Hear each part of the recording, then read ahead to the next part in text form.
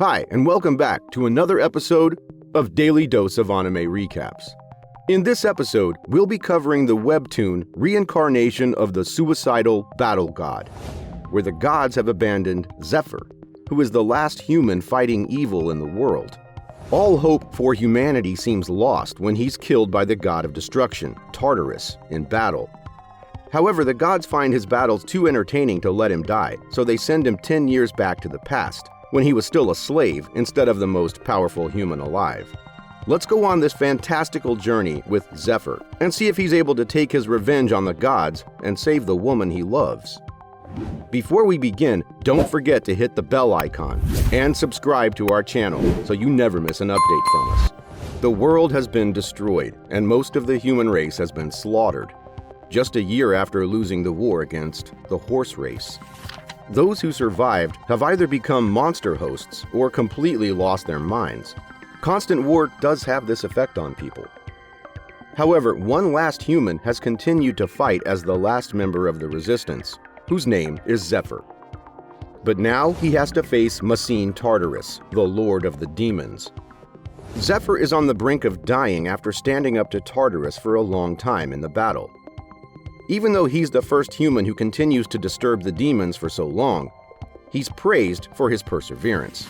Tartarus tells him about his annoyance with weak people, and since Zephyr is a strong individual, he advises him to work with the demons. They can conquer the world together until they reach the gods, with both of their powers combined.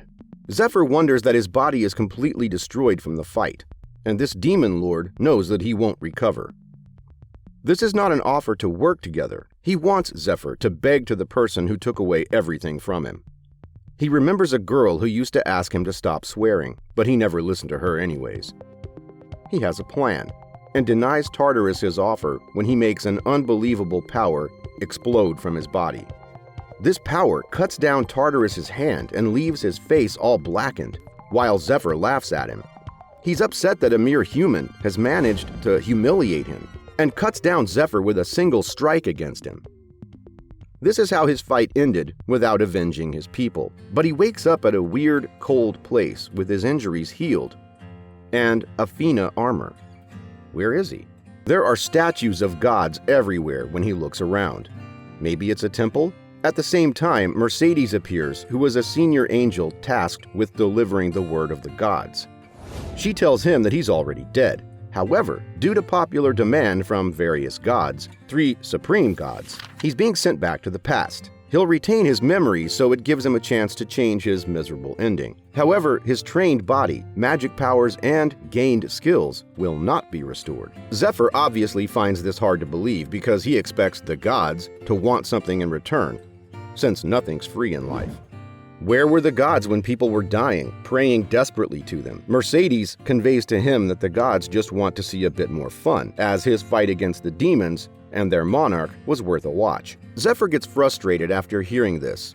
All the humans were fighting for their lives, and the gods found it fun to watch. Moreover, she shows him a defeated Tartarus who wanted to conquer all the worlds, but now his pride is terribly hurt and wants a rematch with Zephyr in order to keep his record of winning all the time. Zephyr is ready to kill him, and the transfer to the past is going to begin soon. Zephyr promises to use this opportunity to take revenge from not only Tartarus, but all the gods who treated humans like they mean nothing. He's transported back in time, and he wakes up surrounded by a few men who are trying to wake him up. He looks around and sees shirtless guys, and figures that he was transported 10 years back when he was 20 years old. He's returned to the days of slavery in the temple. A little boy also thanks him for covering him up, but he doesn't know who she is, so he goes into a corner to use his revival privilege. When the privilege is triggered, his body lights up and he finds it cool that he can do this as well. The other slaves are shocked to see Zephyr working with inhuman speed. Was he originally a minor? Meanwhile, Zephyr thinks about how his privilege was opened, but all the perks are in his head, including some unknown skills. Couldn't the gods just have given him the skills without all this stupidity? The mining chief also arrives there, telling him to work with a whip, when Zephyr catches it in midair, blocking his attack, which leaves him confused. Zephyr has his strength from the battlefield, but there are no wounds on his hands at all. Privilege 1 is revealed at this time, which is called the Wall of Iron, allowing him to increase his blocking ability while lower damage is ignored, and he won't get tired easily. Zephyr wonders about his 9 perks, and if he uses the information he knows from the future, he can conserve energy fairly quickly. He quickly finishes his work, leaving everyone shocked at his speed and strength. At the end of the day, the group rankings are announced, where Zephyr's group is placed on the first place for his hard work. The rest of the groups are obviously furious at the new guy for coming in and stealing their ranks. All the slaves then proceed to pray to the goddess Arya, so Zephyr figures that the temple is devoted to her only, which is the largest religion on the continent. He looks around thinking that most of these people here will turn into monsters. But he is aware that he is a branded slave now, and he can't get out of the temple until he completes his time, and then he can proceed to the next part of the plan. He'll be sure to get revenge from Tartarus, and this time he'll successfully protect Altair, the woman he loves. The next instant, all the slaves are allowed to get medical consultation or go to the store, where food and beer looks ridiculously expensive, by the way. Zephyr chooses to go to the store, where the little boy he had supposedly saved shows up, ready to give him a treat for saving him, and for making his group get the first rank, which allowed him to get paid for the first time. He leaves the kid behind, not ready to listen to him for long, and moves on to get some recovery potions for himself. He's taking loans to buy the potions, which leaves the kid shocked. How crazy does he have to be for taking loans when his income is negative? The potion he has brought increases the horsepower, which activates his second skill that maximizes the effect of all elixirs. He keeps working and exercising, thinking of ways to make more money. He goes into the mining chief's office, telling him to contact the hunting team, as he heard the cries of a monster inside the mines. He has a plan in mind, since he figures that money should be made in the dungeons. Monsters are creatures born by the twist of mana, and they have caused a lot of trouble over the years, since most of them are hostile towards humans. However, it was also an opportunity for mankind, since their mana stones and other items like bone and leather became an extremely valuable resource, which makes them a danger, as well as the treasure. The hunting squad arrives soon, which is organized by the war-torn slave having higher basic pay. Meanwhile, the potion maker refuses to loan more money to him, so he borrows money from the nurse, keeping his intestines up for extraction if he can't pay it back. He buys the recovery potion with the money when the captain of the reconnaissance team comes to find him, as he has to guide them to the monster. Zephyr decides to use his mana-sensing night vision, as these skills are needed to go into the dungeon without stimulating the monster. The hunters don't have the night vision potion either, and might have to pay for it. As far as Zephyr remembers, 2 people will be killed in this dungeon, and he'll be moved to the hunting team after this dungeon is cleared, while he has a rough idea on how to use these guys as well. They arrive outside the dungeon, where the backup team ties the thread bracelet on their hands, which apparently has magic power, which will allow them to send backup if something happens to them. They move inside, and the usual procedure is that the inspection team searches the area first, and the attack team comes in later to clear the dungeon. However, Got, the leader of their team, plans to attack the monsters, since they are allowed to do so. He tells his plan to Dale and Marco, the other 2 members, when he asks Zephyr to take out the hazelnut leaf and fruit, which will be mixed with cobalt feces to cause a unique smell to attract the monster. Next, they have set up a trap for it, which the other 2 are impressed with. However, Zephyr reveals that the leader was in his hunting team in the past, and he was the one to suggest this plan to him. Got was obviously impressed with him and figures that he can get him transferred to the hunting team as well, and gives him a weapon. However, their problems haven't ended yet, when Dale is killed by a monster. This monster looks too ferocious to fight, while all 3 magic bracelets break with the backup team inside. Zephyr's defensive skill isn't of much use against the predator, who has killed 2 of their team members. He borrows the spear from Got, getting ready to kill the long-tailed predator. Zephyr's 3rd perk includes the Silver Key, which can be used by the owner to take things out of the Silver Room. To put it simply, it's a subspace artifact which gives Zephyr a dragon's heart flower and a cloth. However, this is when the predator uses its skill to bring fear to its opponent. Got remembers the story where the predator just stuns its opponents, not even letting them blink. This is when Zephyr's Dragon Heart tonic works, which has a calming effect that doesn't let the fear get to him. Moreover, he throws an old Poison King at the predator, which induces extreme pain, since the Poison King was a big sadist. He has 3 minutes until the poison settles in, so he proceeds to use the spear to land critical blows at the monster. All of his recovery potions are coming to use as he utilizes all his strength to kill the predator once and for all. In the end, he tells Got that they need to have a talk, as now he can come straight to the point. A man is begging for his life, while 2 people want to kill him for being a demon worshiper. He's given a deadly blow to his head, as a bug comes out of his mouth as he dies. It seems the bug is out, and he was a drunk worshiper as expected. The other man has wiped out 7 members of the team to catch a roach. Isn't 7 a bit low, though? He is investigator Mateus, who has only 1 month until the big raid, and wants to exterminate all the bugs before they cause his boss a big misfortune. He's tasked to act like a heretical interrogator while his boss takes care of the hunting party's complaints. At the Human Resources Department, Captain Got is ready to fill out the applicant form for Zephyr to nominate him for a place at the hunting party. If he does well, then it's going to make him look good in front of everyone, obviously. The previous day, Got is confused as to why Zephyr wants him to ignore what happened with the predator, but he soon explains that he can hand the monster carcass, the mana stone, and other items to a broker and make some money out of it. Zephyr makes the predator's body disappear with his subspace ability, instilling even more greed in Got. He proposes that they should do another 3 dungeons after this, where Got can take the rewards while Zephyr takes care of the monster. Well, the offer is too tempting, since it gives Got and his team a chance to advance to higher ranks. All he wants is a promotion, and all Zephyr wants is money. This is a good enough deal for both of them. Meanwhile, Zephyr wants to get out of the temple as soon as he can, and the predator can get him a good price to pay off his debt. Moreover, large-scale raids of new knights are scheduled a month later, and he has to participate in it no matter what.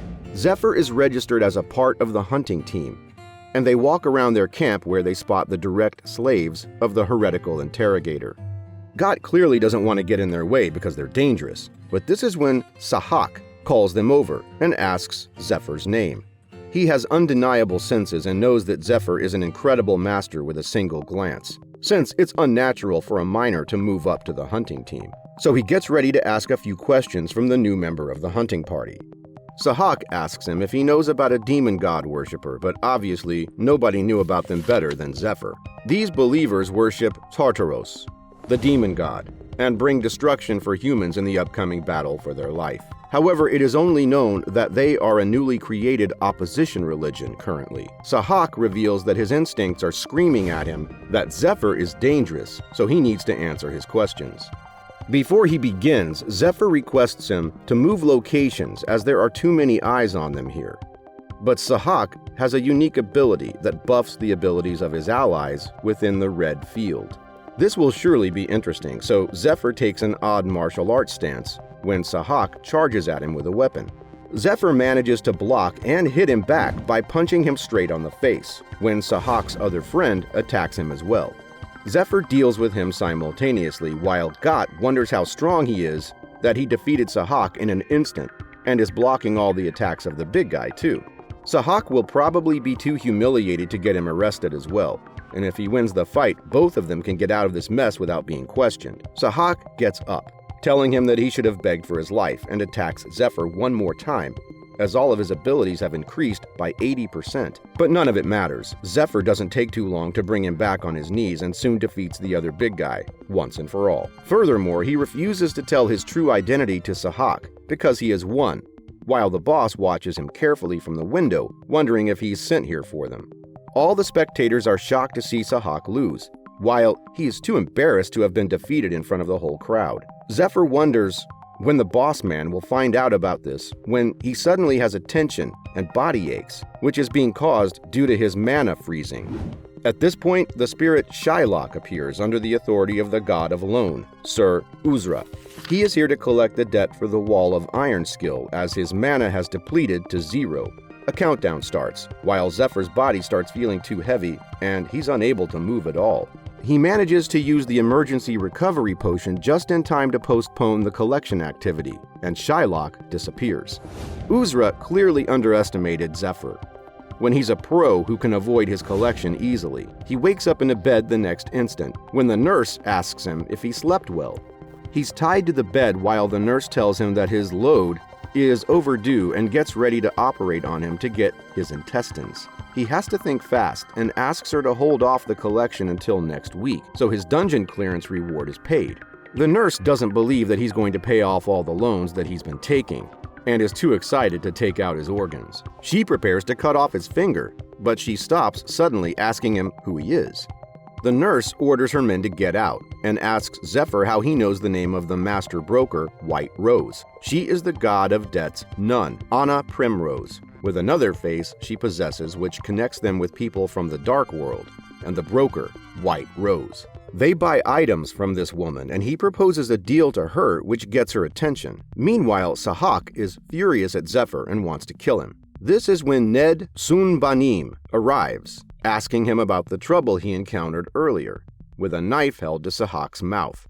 He doesn't like that he got beaten up in front of so many slaves, and thinks that he has made food out of all heretical interrogators.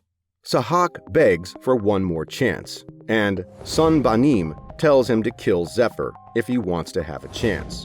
If he fails to do this, he will have to take off his red uniform. Moreover, Sunbanim gives him the Demon Lord Worshipper's crystal ball, and Sahak is ready to go to any lengths to protect his name and image. He is not going to go back to being a slave again, that's for sure. He vows to kill Zephyr, while Sunbanim smiles, instructing someone to keep an eye on him. Apparently, he's helped Sahak just to cover for himself, since the temple's head knight has let their guard down. He can infiltrate the knight's temple now and take some of their items. He's revealed to be Ned Stryer, the disciple of the Demon Lord Worshipper's officer, who doesn't want any interruptions in his task. Furthermore, he asks his henchmen to do a background check on Zephyr, who was using their martial arts technique. Can he be the reinforcement that their master sent?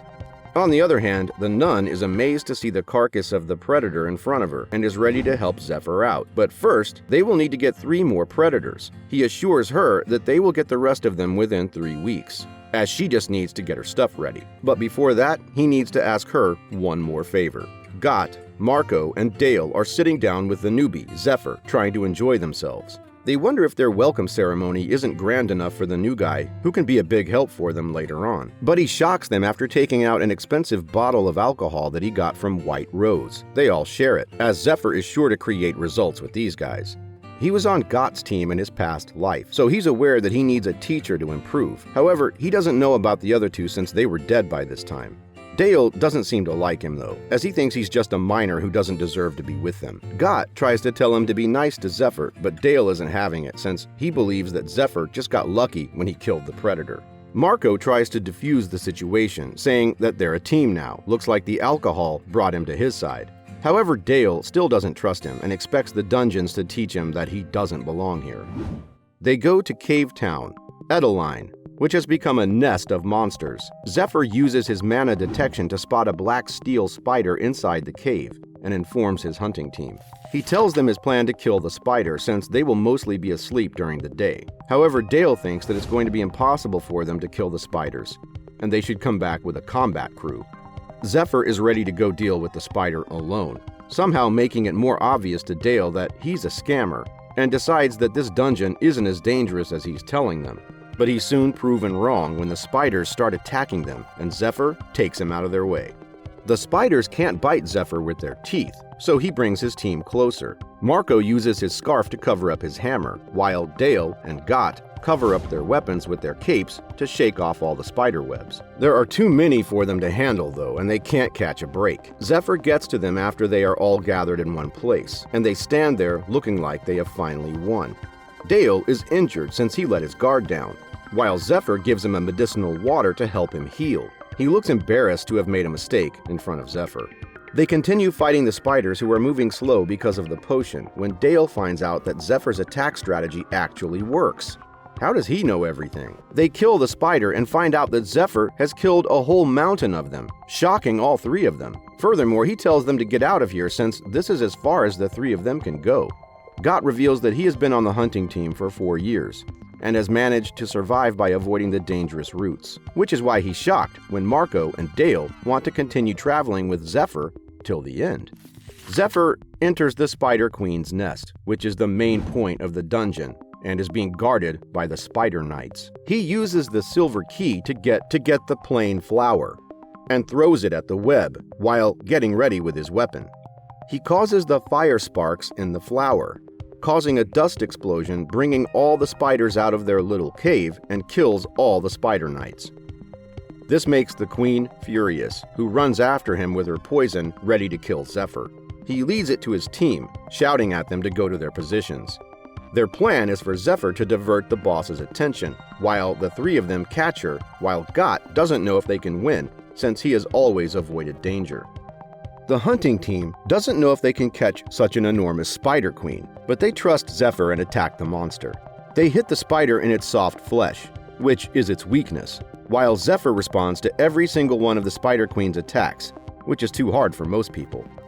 Dale notices that the Spider Queen is making minimal movements and has a set pattern of attacks. They can make it unable to move with a drug and do their job easily. Zephyr makes it unable to use its poison for a few minutes and asks his teammates to remain focused if they want to win over the monster, as this is the perfect point to deliver the killing strike. The hunting party has succeeded at killing the Spider Queen and celebrates their victory. Dale has finally understood that Zephyr isn't a scammer, and if he continues to follow him, he can be a successful hunter. Meanwhile, Zephyr's trying to figure out how to take the loot from the monster so they can make some money. Plus, Dale is going all out to make him feel like royalty, and Zephyr thinks that all three of them aren't so bad after all. However, they won't be useful when fighting against the scarier enemy, and he needs to figure out what he'll do when the time comes. Next, he gives the parts of the predator to the nun and finds it interesting that she makes such shady deals inside the temple. She tells him that they got a good price for the predator and the spider, and is impressed with Zephyr for getting him these monsters. Furthermore, she tells him to clean the lab and hands him the work clothes, and he agrees since he gets paid for it. Their conversation is interrupted by Ned's arrival, and Zephyr never knew that he will meet him like this. He tells the nun that he wants a loan, but it's obvious that his real goal is Zephyr.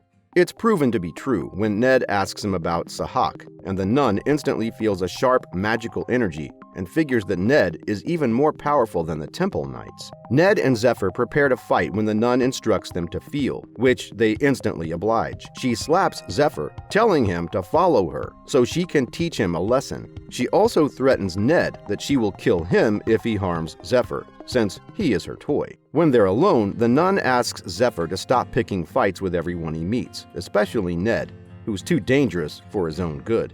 She asks him to be careful, and he walks off towards the lab, stopping to ask her one more favor. On the other hand, Ned thinks about his master who wanted him to go to the temple and become a slave, since their members were recently revealed and executed. The followers won't suspect a slave because of the engraving, so they have to use this opportunity to infiltrate the temple, so he can steal the loot collected from the dungeons. The villagers near the temple are going about their busy day when Sahak arrives from the temple, asking how many people are there. He has a sinister smile on his way. When he kills all 50 of the villagers in one go, he shows off his new power, promising to make Zephyr pay for humiliating him. It's nighttime at the laboratory, where Zephyr has successfully made the 72 deadly poisons of the Poison King. He's then shown in the nun's room, as he needed it to not let anyone interfere with his work. He uses the acupuncture needles on himself, since he's trying to upgrade. It turns out that the poison can increase a person's ability beyond limits when it's diluted with an opposing reaction. He utilizes the internal energy flow, which can help him increase his stats to the next level, if he succeeds. But his physical body will shatter to pieces if he fails. The color of his blood vessels starts turning back to normal, and the nun sticks the remaining needle into his head when he gives her the signal. A few hours later in the northern forest near the temple, a hunting team is running for their lives being chased by dozens of monsters. Their reinforcements haven't arrived yet, and the last remaining member is about to die when Zephyr lands there. He starts attacking the bird monsters and kills them all, asking the hunter about the entrance of the dungeon he had come out of. He disappears into the dungeon, while the hunter regrets letting him go in there alone. However, he's dumbstruck when Zephyr drags the boss monster out single-handedly. It looks like the experiment was a success, and he's managed to increase his stats. Maybe he should get the perfect equipment now. On the other hand, Sahak is sitting over a number of civilian dead bodies, still obsessing over killing his enemy. A few days later, the senior hearsay examiner, Matthias, and the head of the Temple Knights, Lucius, are discussing Zephyr and his ability to take down monsters alone. They think that he wants to be put in the raid party, and Lucius stops him from interrogating him for being a demon worshipper. Lucius shows him the Spear of the Brilliant Light and the Winged Shield of Michael, which he has spent most of his wealth to acquire. He is sure to be invincible in this raid. On the other hand, Gott, Marco, and Dale wonder why the nun has come out of their room. They are shocked to see a ring on Zephyr's finger and get wrong ideas about the nun and him. It actually is the ring of purification, which the White Rose nun got for him. Meanwhile, the nun wants to make more money from the poison Zephyr makes and is ready to give him a lot of equipment in return. The hunting team also finds an emergency order that is written by Ned, and Zephyr prepares to abide by it alone. Soon, he's running towards the spot indicated on the emergency order while thinking about the Knights' raid, where they have to head to one of the most dangerous dungeons. He plans to fool Ned to get his recommendation so he can participate in the Knights' raid. Does he think he's an ally sent by his master? However, he only finds Sahak when he reaches his destination, who asks him if he's come alone. Sahak tells him that he has been on his mind constantly after he injured and humiliated him, and prepares to show him his new power. However, Zephyr takes him down, wondering what Ned has prepared to test him with. He wants Ned to come out, but only a monster controlled by Sahak arrives, who is ordered to devour him. Zephyr is a little taken aback to see the creature, but knows that it's a Shoggoth, which is the biological weapon of the demon god worshippers. The Shoggoth is about to corrupt his mind when he uses the ring that the nun gave him to remove the curse and grabs Sahak by the neck. He's furious at him for feeding innocent people to this monster, and decides that trash like him does not deserve to live. He uses his skill to punch him in the gut when the Dragon King-style secret art which allows him to feel all the lightning and thunder in his palm. Sahak has died instantly, which must have been painful with all the electricity flowing through his body. Thankfully, he knows that a Shoggoth could be killed by electricity or fire, and begins playing the Shoggoth's breakdown chord. This is when Ned makes an appearance, a little surprised to find that Zephyr knows too many things. Zephyr's glad that he has finally come, so he decides to pass his test and make him believe that he is one of the demon god worshippers. He wants to repay a debt in his heart and wants a different end to things this time around. However, Ned tells him that he is a target for elimination, but is shocked to see that all of his attacks have missed. He's impressed, since not many people can dodge his attacks. They have the same fighter stance, and Ned uses the Dragon King style attack, but Zephyr obviously knows how to counter it. Ned knows he's the real deal, and asks Zephyr who he is, as he hasn't seen his face among the regular apprentices. Moreover, he's destroyed the Shoggoth, which was a valuable asset for the cult. But Zephyr handles the situation by telling him that he's a shadow apprentice of his cult, who's preparing for one of the current apprentices to die. A true shadow apprentice can't participate in the raid, since he'd be tied down by Altair and her comrades. But Ned obviously doesn't need to know that. Ned tries to test him by catching him in his lie, but Zephyr smartly gets out of it, telling him that he was instructed by the master to hide his identity and participate in the raid. He even knows Ned's mission of running away with the dragon heart, and Master was anxious that he was alone in the mission. Moreover, he whispers the word blood tears and refuses to reveal more to him until he adds him to the raid. Looks like Ned is starting to believe him.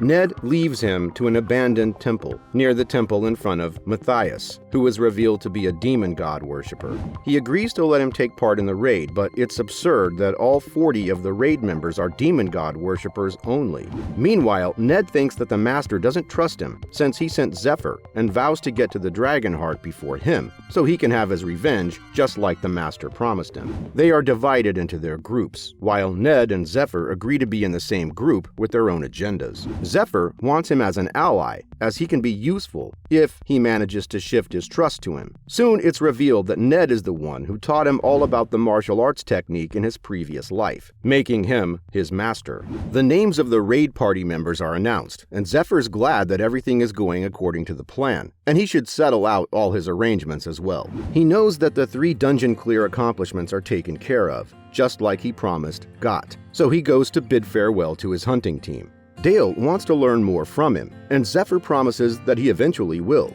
But first he needs to get to the Dragon Heart to stop the demon god worshippers from summoning their lord and ending the world.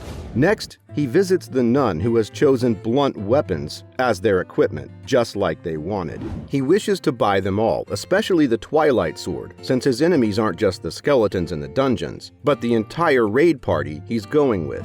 This is when an enchanter called Angela arrives, who uses magic on the equipment to instill divine power and other magical attributes. With this, all of his basic preparations are complete, and he asks the nun if he can pay with the Poison King instead. Of course, she's happy to take it, as she can get a huge price for the poison. The next morning, the raid is about to begin with Temple Knight Lucius leading the party. The Tomb of the Abominable Princess dungeon raid party members include the Temple Knights Order, the Slave Rank, Heresy Inquisitors, and make up a total of 86 people. They are all divided into 2 groups, the Vanguard and the Rearguard teams. The Healer Captain is Arno, Rearguard Captain is Leona, and the Vanguard Captain is Matthias, while the Party Captain is Lucius. Lucius is considered to be the Saint of Light, who serves at the pleasure of God. Lucius expects this raid to clear the dungeon and put an end to one of the 8 riddles of the world. They go to their special training ground with all of their captains individually. Their training includes climbing a harsh mountain and fighting off a training golem. Zephyr uses the martial arts techniques during training when Ned tells him to stop doing that. Together, they eliminate 500 golems successfully. This impresses their trainers, who think that the slaves are quite talented this time. The night of the last day of training arrives, when Zephyr and Ned are spending some time together. Ned can't understand Zephyr since he hasn't harmed him even once during the training period. Zephyr agrees to tell him where the blood tears are and who has them, beginning to whisper the information in his ear. In the flashback, Ned's father tells him about their ancestral sword called Blood Tears, which their forefathers obtained after defeating the demons of the desert. Ned was set to inherit the title of Baron, so he has to become the knight that befits the sword. Soon, loan collectors turned Ned's father out of his home, since he had put his estate and title as collateral for the loan from the priest Aldian. However, he is angered to see the priest take blood tears as well, so he attacks him but is blocked by Aldian's guards. Years ago, the Temple of Light made a fortune by selling deformed financial products and deceived countless investors, which is why people like Ned's father became penniless. Aldian also cost him his life, which is why Ned went on a mission to search for the blood tears all over the world, building hatred and revenge against the Temple of Light. Currently, Zephyr has told Ned that his cult master has blood tears, which is shocking, since the cult leader and half of the 12 apostles are high-ranking priests of the temple.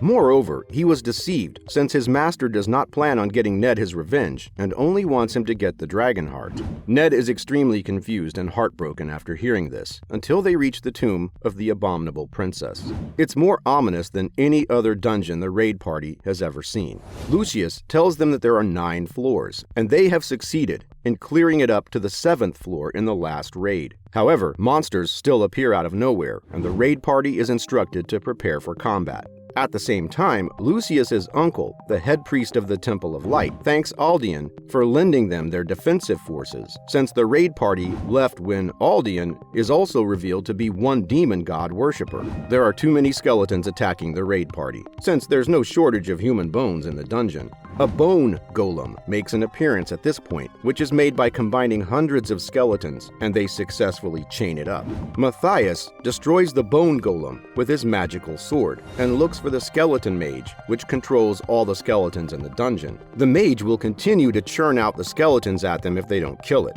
Matthias plans to attack them one by one, but wonders where the ancient tombstone is, which supplies magical power to the mage. Lucius destroys the tombstone the next second, as well as the mage, and they refocus their attention on the rest of the mob. Everyone else is impressed with Lucius's Spear of Brilliant Light, which costs around 2 million gold, according to Zephyr. The raid party prepares to set up their camp, while Zephyr finds the temporary conference room, where Lucius tells him his plan to the rest of the captains. He plans to take the dungeon after entering the boss room, since they lost countless lives the previous year as they got surrounded by an undead army. The rest of the captains are aware that Lucius can defeat the boss monster in his current state. Flashback to the last year reveals that the boss monster was so terrifying that only looking at him was enough to break morale. That was when a Shoggoth appeared and the dungeon started moving. The day before the raid party members were announced, there was a gathering of the Demon Lord worshippers where they discussed the need to defeat the gatekeeper and come out of the boss room alive. Matthias also revealed that Lucius had borrowed the legendary item of the Pope called the Stake of Faith and plans on sticking it between doors of the room. Matthias plans to keep Lucius away from the entrance, so Ned can grab the dragon heart and they can awaken the Shoggoths. The Shoggoths will control the minds of the lesser priests, while the boss monster takes care of Lucius for them. The executives have also provided them with certain drugs which won't let the force commands of the priests work on them. Zephyr is impressed with how hard the demon god worshippers have worked for this raid, but it is soon revealed to be listening in on their conversation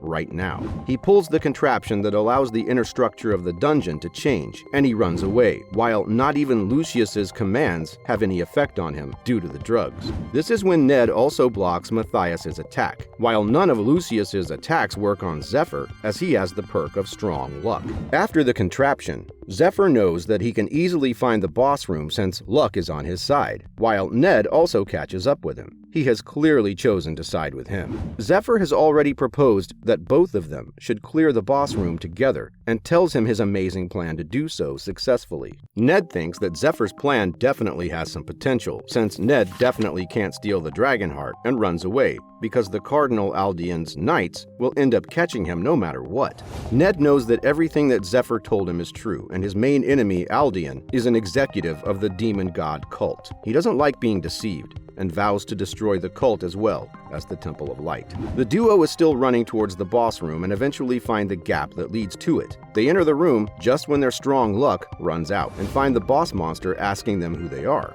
Looks like she's the abominable princess that the tomb was named after. Meanwhile, the walls have also stopped moving, and the rest of the raid party has managed to defeat the Shoggoths. Lucius is still confused about why his commands did not work on Zephyr. Maybe he didn't have the slave's brand from the start. He's angry that there are so many unknown demon god worshippers in his raid party, even after selecting the most trustworthy people and their direct slaves. He finds out that Ned and Zephyr came through Matthias, which isn't good news for him. On the other hand, Matthias is wondering why Ned and Zephyr ran away. Were they so scared to face the boss? He's definitely not happy at them for ruining his perfect plan. Matthias orders his people to get ready to kill or be killed when Lucius arrives there with his questions.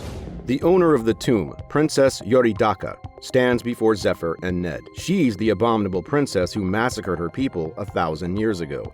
Ned doesn't believe that a beautiful girl like her can commit such crimes. He looks mesmerized by her and is ready to do anything for her. However, he finds out that this is a trap. How can he fall for such a basic illusion from the monster? It turns out that it was a perfect chance for her to eat him. His girlfriend charges at them, and Ned finally comes out of the illusion. Zephyr is aware that Yoridaka has the ability to create hundreds of blue and red hands, which absorb the stamina and the magic power of her opponents. In his past, Lucius was the one to defeat her, and Zephyr can feel him hoping for their failure. He decides to use the Wall of Iron skill against her. Meanwhile, Lucius and Matthias are having serious talks, as he's not an idiot and now knows that Matthias belongs to the dark side. There's no way he couldn't connect the dots between the Shoggoths and the slave who can ignore commands. Matthias decides that he doesn't have any other choice but to kill him since he knows too much now. It's a pity though, because this saint is equipped with legendary grade items and has too many people on his side. Matthias challenges him to a duel to stall him, while Lucius gives a force command to Matthias's own men to attack him. But it's truly a shame, as Lucius remembers that he was friends with him since he first entered the academy at 12 years old. His friend has betrayed him. But first, he wants Matthias to clean up the trap that he's made with his own hands. Matthias has been killed, but it's a huge letdown for him since most of the slaves are demon god worshippers. He has captured Matthias and asks him the reason behind the betrayal. Matthias clearly isn't ready to answer any questions and uses the branded worm to turn into a demon with the Stone of Revelation, which he was instructed to use in his final moments. And now he can never turn back into a human. Lucius grabs the opportunity and orders his men to attack the new demon since his powers must be unstable in the beginning. However, Lucius's attack has no effect on him, which surprises everyone. Lady Leona is watching everything, the other legendary item. She thinks that she can use it to link with Captain Lucius and defeat the demon. Meanwhile, in the boss room, Ned is glad that everything is going according to Zephyr's plan, since Yoridaka's skill disappears every 15 seconds. They find the chance to attack exactly when Leona finds out that the stake of faith is gone. Turns out that Ned has the stake of faith, thanks to Zephyr, and he charges right at Yoridaka. They keep fighting off the monster with their sword skills when it starts changing its form, which is the moment Zephyr has been waiting for. Zephyr screams at Ned, and the flashback reveals that Zephyr's plan was to attack Yoridaka when she is transforming, as she can't use any skills or move at this point. The perfect opportunity arrives, and Ned uses the stake of faith, which releases its own divine energy. The stake will deal with the majority of the damage, while they just have to try to stop the monster from removing it. He had never thought to use the stake for attacking, but he clearly doesn't have any other choice. The stake of faith's ignition stops, and Zephyr figures that his opponent is helpless. Finally, he has his mana potion, thinking about what would happen to Lucius if Matthias was demonified already. Zephyr tells Ned that they should start finding the dragon heart, while he appreciates Zephyr for carrying out the plan to kill the boss with just the two of them. Yoridaka is still crying for her knight to come, and gets up to attack the duo again. Why can't she just stay down? Zephyr has no choice but to use the Spider Queen's web to grab her by the throat. Yoridaka keeps using her demonic skills to annoy the duo, and even manages to injure Ned in the process. However, Zephyr isn't having it and attempts to subdue her by pressing the vessels that mana travels through in her body. Meanwhile, he's smart enough to attach some webs as well, but the pressure points become undone in a matter of seconds, which is confusing for Zephyr, who calls it a twist of events. In the meantime, the White Rose Nun wonders how Zephyr is doing with all the items she got for him. Maybe she should have gotten him a higher capacity rosary? Zephyr, in the dungeon, has realized that he's become worthless at this time against the monster, as all of his weapons are destroyed. Does he even have anything left? He can't even use any of his perks at this moment, since none of them will be useful in this point in time, and he remembers how gods are using him for their entertainment. He'll do something to make them feel bad, if he's going to die here after all. He starts to draw a symbol where the angel appears in front of him, asking how he knows about this blasphemous symbol. He's glad that his bait worked, but he's ended up catching a bigger fish than he expected to catch. All Zephyr knows about the symbol he's drawn is that it's the proof that the gods lost disgracefully in the past. Anyone who draws it receives divine punishment and dies. He doesn't even sense Yoridaka's presence in front of the angel, and it might actually be a relief, as he can recover his health as well. Zephyr asks her to pay him if she wants to know how he knows about this particular symbol. This frustrates the angel since this lower human has clearly overstepped his boundaries, but she knows that she can't kill him since the gods want him to die an interesting death. This will surely ruin their entertainment.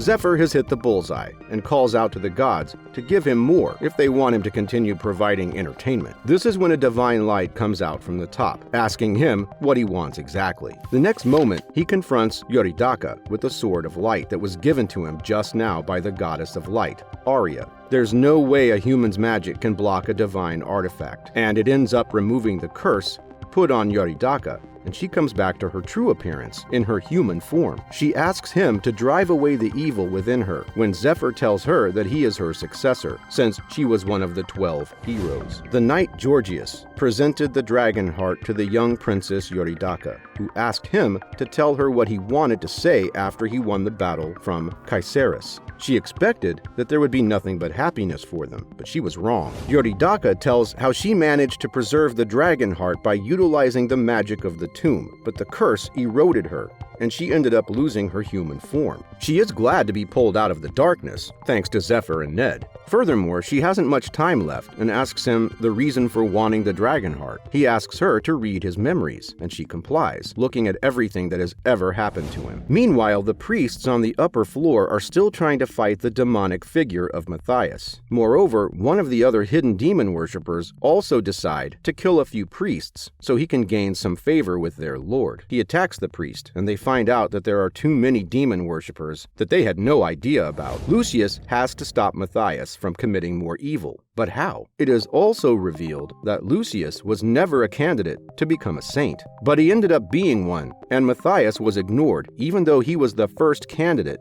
for the sainthood. Matthias is still salty about what happened when they were kids, and tells Lucius that his family is made up of scammers. On the other hand, Yuritaka is done with reading Zephyr's memories and knows that he has lived a pitiful life. He tells her that he doesn't want to lose like last time against the demons, and figures that she's experienced and must know how to absorb the dragon heart. He asks her to transform the dragon heart into him, just like she did with Georgius. However, she shocks him by stating that she cannot abide by this favor. Thousands of years ago, when the world was on the verge of collapse, the strongest black dragon, Caesaris, set the world aflame, who was one of the 12 heroes. Yuritaka and Georgius had no choice but to fight the dragon. Finally, Georgius had no choice but to strike him with the killing blow, and the year-long fight came to an end. Yuritaka tells Zephyr that all the problems in their eras were caused by people trying to summon the demon god, Tartarus. They were the only ones trying to stop the demon god from descending onto the human world in their eras. Zephyr asks Yuritaka to give him the power to protect the world, which reminds her of her old lover, Georgius, bringing tears to her eyes. She remembers the past when Georgius had asked her to transplant the dragon heart into him, so he could leave a safer world for their child. However, it became a disaster when Georgius was engulfed by a demon curse. It turned out that the golden dragon lied to her about the dragon heart being pure from the curse, and now she had to live out her life looking at her lover, destroying the world. Yuritaka has finally removed the curse from his heart and wants to transplant it into a worthy hero. However, she tells Zephyr that his body isn't ready to receive the heart currently. He can't use the strong luck privilege, as he'll need that in another moment. But Yuritaka can't elaborate what that moment will be since the golden dragon spirit stops her using the dragon tongue. But she manages to tell him that the moment will come when he has to choose between the one he treasures the most and someone else. Who could that be? Yuritaka is too helpful when she instructs him to use everything in her tomb to get stronger, after which he can get the dragon heart transplant. Moreover, she's also going to change the layout of the dungeon so that he can escape from the priests. But she saves the best information for last, and tells him to hunt down 4 dragons within a year to get the transplant. Well, that's certainly going to be easy. Of course, Zephyr is too cool to do it in a year, and promises her that he'll get the job done in half a year. She brings out Caesaris' dragon heart after listening to him, and is about to begin her end of the deal. Zephyr has activated his strong luck perk for the second time, and soon goes into a darkness, which is his consciousness. He feels something other than himself, and comes face to face with Caesaris, the black dragon. His presence is surely overwhelming for such a dreadful dragon. The dragon promises him that he will be the last one he ever hands his power over to. Meanwhile, the demon Matthias has decided to focus his attention on Lucius, who can't dodge his attacks on time. The saint accumulated a lot of damage when the demon kept recovering fast. Arno and Leona are dead as well, and Lucius has no support left. He has no choice but to use that power, which can prove to be dangerous for his own self as well. Matthias is about to finish him off when Lucius uses his hidden power called Glimpse of Glory, where he borrows power from the angel he becomes in the future in exchange for his lifespan. This is the most closely guarded secret of the temple, which is baffling for Matthias. Maybe this is why the saints don't live very long lives. Matthias is very upset about being passed over for his sainthood. On the other hand, Ned has woken up in the boss room and doesn't know what's going on when he spots Yuritaka doing some magical spells on Zephyr. We don't think he should disturb them, though. Lucius declares the end of the raid, since all of his party members are dead, except for the 3 of them. In the meantime, Zephyr can feel the effect of the strong luck, but doesn't want it to intervene in his face-off against the dragon. Of course, it's the world of his consciousness, and he definitely can't be scared of the black dragon. He tries to recall his past, and reveals that Kaisaris isn't the only dragon he's battled against inside his consciousness. He's actually the 5th, and these dragons are too annoying for him at this point. Kaisaris thinks that Zephyr's mouth is the only top-notch thing about him, and invites him to come and fight. Ned is confused back in the boss room, because Zephyr is unconscious. Was he defeated, and now Yuridaka is doing her magical voodoo on him? He figures this is his chance to attach, but his mana starts freezing up. This is not good timing. Yuridaka suggests he should keep resting, when he throws up the branded worm that he swallowed when he became a demon god worshipper. Turns out that Yuridaka had expelled the fragment of evil from his body, and now he can recover after a long nap. Ned is even more bewildered,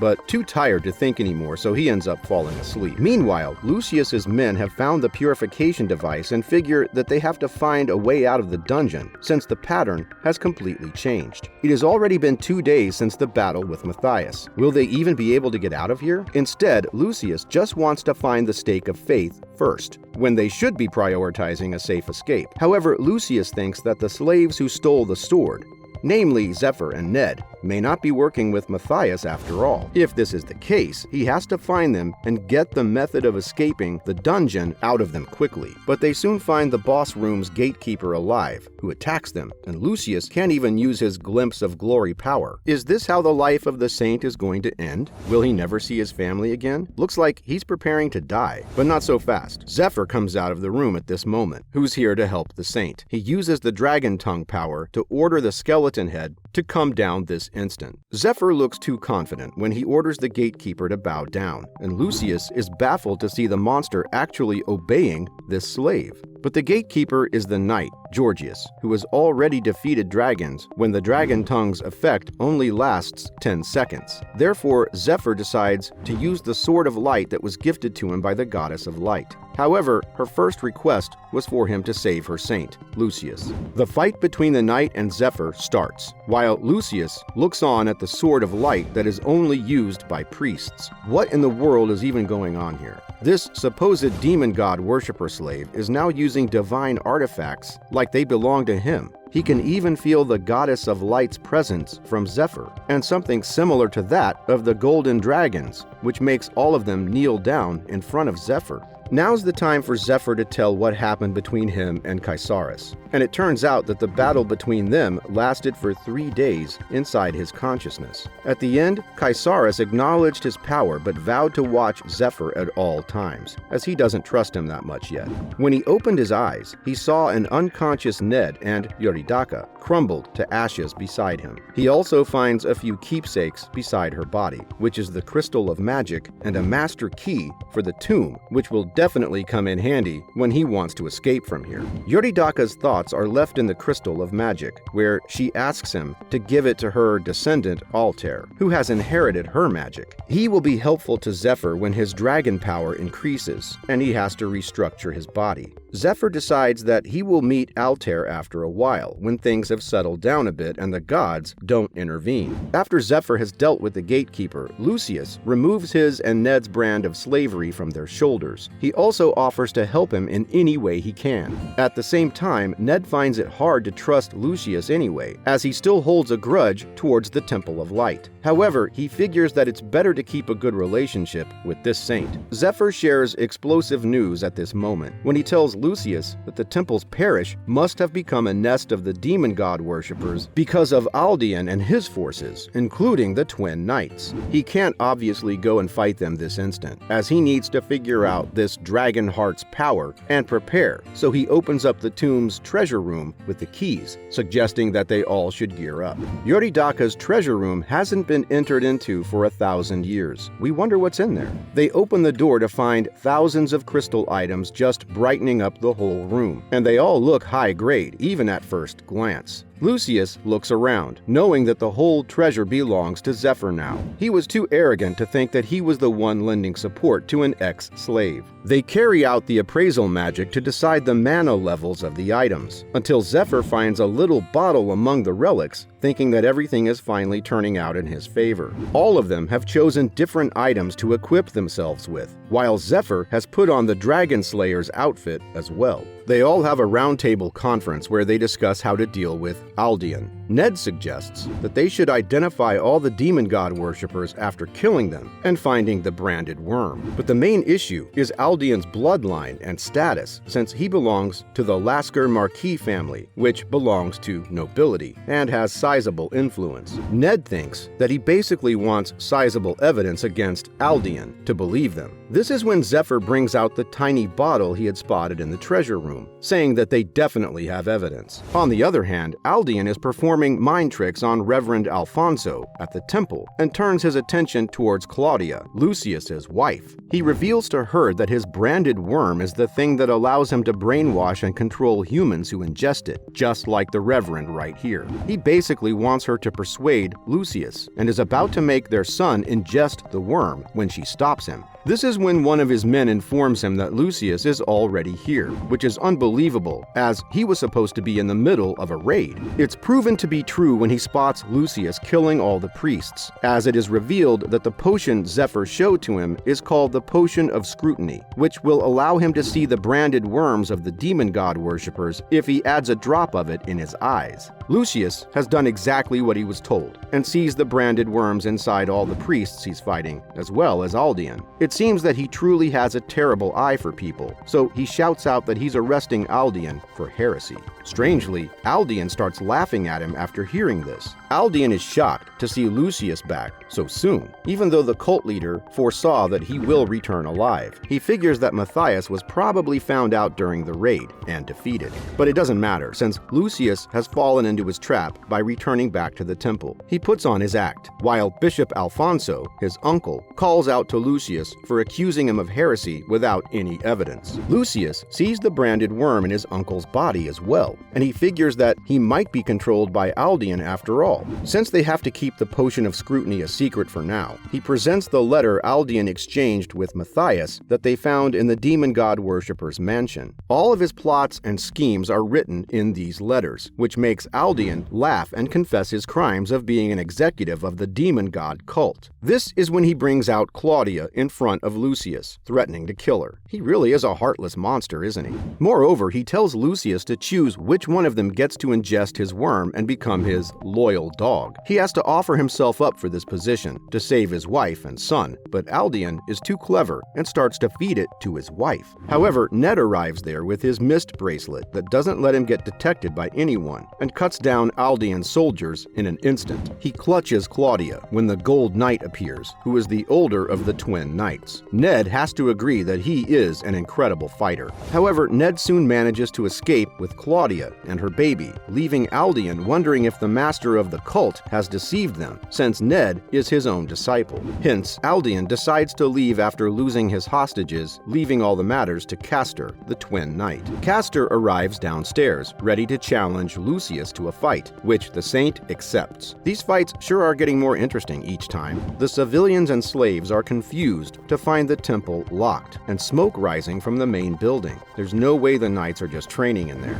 White Rose, the nun, was already warned by Zephyr to avoid the main building, so she has remained in the slaves district. Meanwhile, Arno and Leona are participating in the fight with full enthusiasm. On the other hand, the fight between Lucius and Castro has started with their weapons of choice. Castor knows that he is skilled when Lucius tells him that a mere human like him is certainly not a match for a saint. When Lucius attacks him too many times, Castor decides to go all out and retaliate by sending the saint back to his goddess. He strikes Lucius when suddenly he hears Aldean Aldian's cries calling out to him. He gets really worried about his cardinal and gets distracted from his fight as well. It's revealed that Zephyr has caught up with Aldian, and it's revealed that this was their plan all along, to separate the knights from the cardinal, to kill them one by one. Looks like they have fallen into their trap rather beautifully. In the flashbacks, it's shown that Aldian has requested the cult leader to leave the transportation of the dragon heart to him, after which the leader can visit the temple for the transplant whenever he wants. The cult leader agrees to leave it to him, but now everything has gone against his plan, even though he set so many traps. He can only credit it to the Easter One's betrayal. Maybe he wanted to kill him all along? However, his confidence is still commendable, since he believes that the other cardinals will protect him for his neutral vote. He prepares to go hide when he finds a green liquid on his fingers, which is the poison that causes extreme pain. Zephyr reveals himself at this point, who was disguised until now. The other twin knight, Pollux, demands his surrender, but he also ends up dying and getting hit by a single poison needle. Maybe he wasn't the real Silver Knight? Aldian knows that he is doomed and starts to offer bribes to Zephyr so he can let him go. In the meantime, he's waiting for the real Pollux to come save him. However, Zephyr shatters his dreams by showing him the real Pollux's dead head. It's revealed that 12 hours ago, Zephyr and his group had killed Pollux near the mansion where Lucius found out that Aldian is a demon god worshipper for sure. Ned has also found out for sure that he was going to be betrayed. Back to the present, Zephyr wants to kill Aldian at this instant, but he's distracted by Aldian transforming in his demonic form. Aldian prepares to kill Zephyr when Ned hides Claudia and her kid in a cave to protect them. He soon starts running toward where Aldian is, ready to take the revenge he has waited for his entire life. Lucius is still fighting Castor when he observes that his defense is getting slower, so they strike. But have they succeeded? But the Gold Knight hasn't aimed for Lucius's head, but the brainwashed priests downstairs, including Lucius's uncle. Meanwhile, Castor is severely injured and has lost a lot of his combat ability, but he has managed to run away. Lord Aldian's safety is the top priority for him right now. On the other hand, Ned has also confronted Castor, who had killed his father. But of course, he can't remember since he's killed too many people in his life. He wants to give Ned a chance to go away before he kills him as well. Ned isn't going away so easily, taking out the sun sword of the Gold Knight, promising to tell him his brother's last words if he's defeated. Both of them prepare to kill each other at this point. Zephyr is engaged in a battle with Lord Aldian's demonic form, and the demon is amused by his skills, of course, since ordinary knights wouldn't have lasted in front of him after so many attacks. Their fight goes on for a long time, until Aldian tells him that his other name is Immortal Aldian, as he keeps regenerating, no matter how much a mere human cuts him. Maybe the result of this battle was decided from the beginning. However, he actually likes Zephyr now, as he has a good battle sense, and he appreciates a great warrior. He plans to put an insect in him after the battle, so Zephyr can become his subordinate forever. Looking back, a young Aldian was offered to ingest a branded worm in return for wealth, glory, and unshakable status. He has nurtured this worm since then, killing people again and again, and becoming a demon through the Stone of Revelation. Zephyr is still unharmed after receiving all-out attacks from him. It'd obviously be too simple for him to kill this demon Aldian and his two twin knights at once, if he wants to. He just separated them to, first, reward Ned and get him the revenge he wanted so badly. Secondly, demons are rare nowadays, and he wants to test his dragon heart power somewhere, doesn't he? The data he can gain by battling demons, especially an immortal, is valuable. Aldian can't believe that nobody like him possesses the dragon heart and starts running away since he doesn't want to die in a place like this. But Zephyr isn't going to let him escape or die so easily, and he catches him before he's gone. At the same time, Ned is pinned to the floor by the twin knight who is about to kill him. Ned thinks back to Zephyr's plan to defeat the twin knights, in which he has a crucial role to play.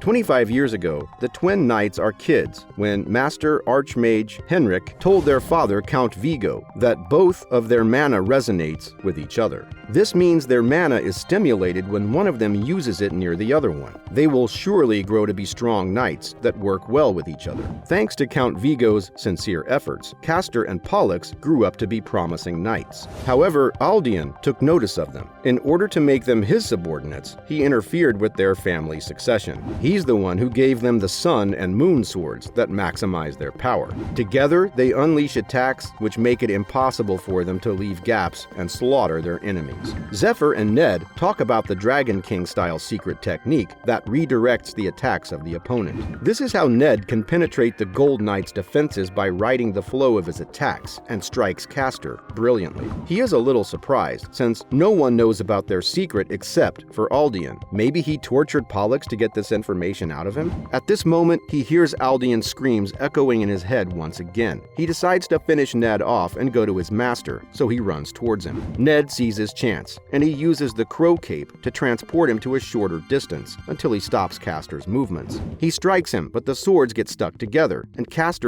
managed to pin him down on the floor. Ned remembers his father and the promise he made to become the knight that benefits their inherited sword. He's definitely not going to lose, so he attacks Castor's eyes, which makes him unable to see for a while. He grabs this chance to end the fight and kill Castor. This is how one of the spots in the top 10 knights of the continent has become vacant. Everyone is trying to heal the injured men at the temple. Lucius can see that their brainwashing has been undone, which can only mean that Aldian is dead or incapacitated. He hears footsteps and turns around to find Zephyr, Ned, and his wife and child. He can't thank his goddess enough at this sight. He is reunited with his family and has managed to stop Aldian's plot. The next few days were extremely hectic, with the countless treatments and arresting all the demon god worshippers that Aldian brought. Of course, they held celebrations and parties to encourage their troops. Currently, Lucius is sitting with his uncle, Alfonso, who can't believe that Aldian had him brainwashed. He is grateful to Ned and Zephyr for saving them all, of course. As a gift to Alfonso, he presents Memora's birdcage with Aldian's head inside. Zephyr surely has a sense of humor. Apparently, he has become very obedient after his beating. Plus, he can give some valuable information to them. Additionally, they start telling him the information that they found out by torturing Aldian, which includes the demon god Advent plan, the destruction and reconstruction of the world, and the names of the ones who are heading this plan. It turns out that the demon god cult grew their ranks in the Eastern Union, after which 2 of the 8 challenges of the world started destroying the Western territories. This is one of the reasons behind Lucius rushing the raid, since the Blue Dragon has made the continent's largest granary its nest, and the Ice Dragon occupies the Great Port. If they are left to their own devices, the South will die. However, the dragons are not necessarily collaborating with the cult, and the problem will be over once they are hunted. Zephyr speaks up at this point, saying that Ned and he will go and slay the dragons, which shocks Alfonso. Lucius only calmly asks them if they don't need him. Zephyr makes sense with his reasoning that Lucius has to protect the Third Parish, because the surprise attacks aren't going to just end, so he names Zephyr and Ned as senior temple knights. Lucius gives them other perks as well, including the right to enter any territory, gold, crystals, and temple offerings. The new knights plan on leaving soon, without holding any farewell banquets, which doesn't sound like good news. However, when they turn to leave, the birdcage with Aldian's head explodes, and a voice comes out asking if they have killed Aldian. He tells them to kneel, and he is the demon god cult leader. The leader of the cult is here, and nobody looks happy about it. Has he come to end it himself after learning that Aldian has failed? The leader identified Zephyr as the one who has the heart of the dragon. Zephyr doesn't know why he has appeared now, since at this stage, the leader doesn't care about losing the dragon's heart. It's a small part of the big plan anyway. Plus, he's busy enjoying his double life. Maybe he was too close to Aldian to ignore his defeat? Zephyr, Ned, and Lucius look ready for a fight since they figure that the leader is at a high level. Zephyr is touched by Lucius's protectiveness, who is not going to let the dragon's heart be taken from him. It might be over in a moment because they just have to touch Aldian's head to break the channel of communication. Ned attempts to do just this, when all of them are clutched by the leader's magic. His magical power starts spreading, and Lucius is unable to use any of his skills. He keeps torturing both Ned and Lucius when a light crosses over between them. Zephyr stands with the Sword of Light, which can be used for 10 seconds without the goddess's permission. The worst thing Zephyr can think of is that the leader has come to get rid of them by order of Satan. He has to avoid a face-to-face confrontation somehow. So he calms down and decides to send the leader at this point. Since Tartarus wants a complete victory and defeat Zephyr in his perfect condition, how can he trample on him before? The leader is curious about him being chosen by the goddess of light. Zephyr isn't going to make it so simple. So he suggests that they make a bet and let each other know what the god of demons wants.